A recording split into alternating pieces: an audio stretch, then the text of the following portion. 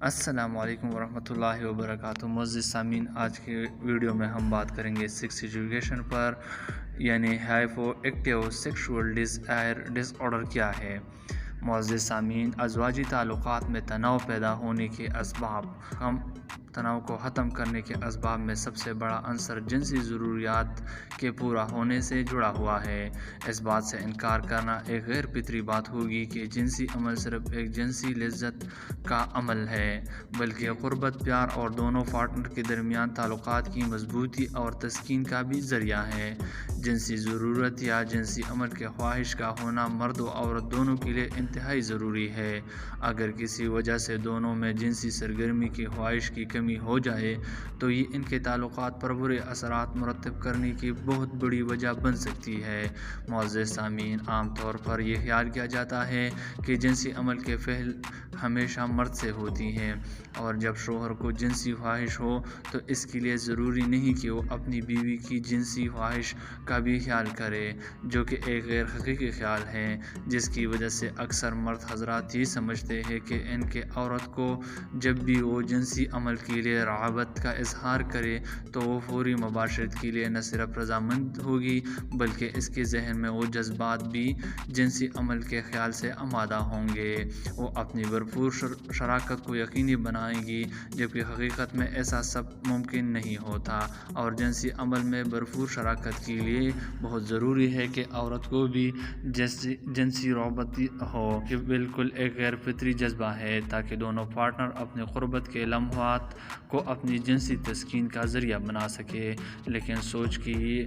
سب ڈھانچے اکثر لا علمی اور کم علمی کی بنیاد پر کھڑے ہوتے ہیں، جن کو حقیقت کو سمجھنے کے لیے ضروری ہے کہ مناسب سیکس ایجوکیشن حاصل کی ہو، تاکہ غلط فہمی پر مشتمل نظریات کو جانچا جا سکے اور حقیقت حال کو مدنظر رکھ کر اس کے مطابق جنسی عمل میں پیدا ہونے والے مسائل کا حل تلاش کیا جائے۔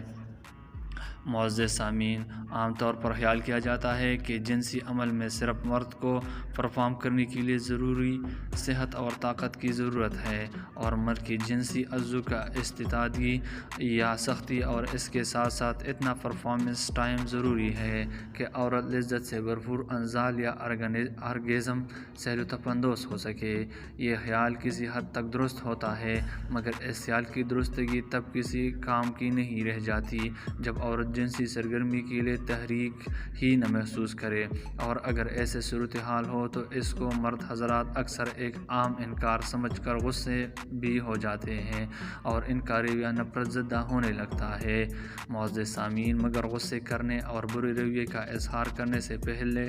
ضروری ہے کہ عورت کی جنسی عمل کا انکار کو عملی انداز میں سمجھایا جائے، اور اس بارے میں آگاہی لی جائے کہ عورت اور مرد کی جنسی خواہشات، اظہار اور تحریک میں ایک نمایاں صنفی فرق ہے، جس کو سمجھنے کے لیے علم کی ضرورت ہے۔ کہ یہ بات پہلے ہی واضح کر دی گئی ہے کہ لا علمی اور کم علمی دراصل ایک ایسی صورت کو جنم دیتی ہے جو کہ جہالت کا دروازہ کھولتی ہے۔ اس لیے اگر شادی سے قبل مرد و عورت دونوں ہی انسانی جنسی عمل کے حوالے سے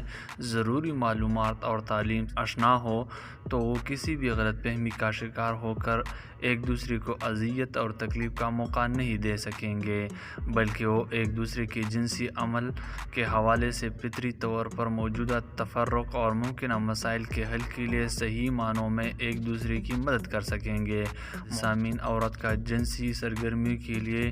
آمادہ نہ ہونا دراصل ایک نفسیاتی جنسی مسئلہ ہے، جس کو باقاعدہ طور پر نفسیاتی امراض کی لسٹ میں شامل کیا گیا ہے، جس کو ہائپو ایکٹیو سیکشول ڈیزائر ڈس آرڈر کے طور پر جانا جاتا ہے، جس کی تعریف کچھ خاص علامات پر محسوس ہے، جن میں واضح طور پر جنسی سرگرمی کے خیالات کا نہ ہونا، جنسی رغبت کی کمی، جنسی سرگرمی کے لیے ذہنی اور جذباتی طور پر تیار نہ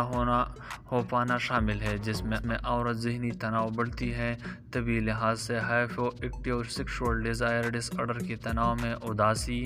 غم کا احساس اور نااہلی، نقصان اور مایوسی کے جذبات شامل ہو سکتے ہیں۔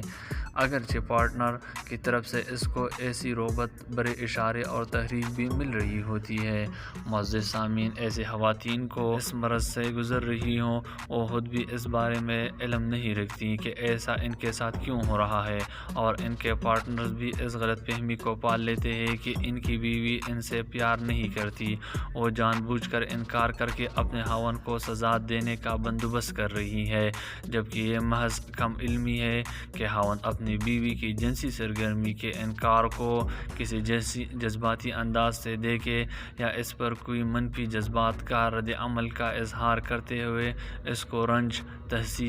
کسی غلط رویے سے اس کا انتقام لیں۔ سامعین،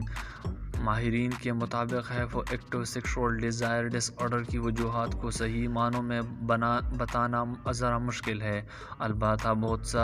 سی ایسی وجوہات کا تعین ضروری ہے جو کہ انسانی جنسی مرض کی وجہ بن سکتے ہیں، جس سے کہ سب سے پہلے اس بات کو سمجھنا انتہائی ضروری ہے کہ عورت کی زندگی کا سب سے بڑا ریگولیٹر اس کا ہارمونل سسٹم ہے، جو کہ اس کے موڈ، رویوں اور خواہشات کا کنٹرول سنبھالتا ہے، مگر در حقیقت اس کنٹرول کا بھی کنٹرول عورت کے بیرونی ماحول میں موجودہ عناصر کے کنٹرول میں ہے۔ مثال کے طور پر اگر ایک عورت کو ایسے ماحول فراہم کیا جائے جو کہ ذہنی دباؤ، تھکان، نیند کی کمی اور سسرال اور شوہر سے تعلقات کی کشیدگی پر مبنی ہو، تو اس کا ہارمونل سسٹم ایسے موڈ اور رویوں کو پیدا کرتا ہے جو کہ جنسی خواہشات کو کم کرنے میں اس کی مدد کرتا ہے۔ معزز سامعین، ازواجی جوڑوں کو جب ایسی صورتحال کا سامنا کرنا پڑتا ہے تو وہ لا علمی کی وجہ سے اس کا علاج بھی ایسے پروفیشنلز سے کروانے کی کوشش کرتے ہیں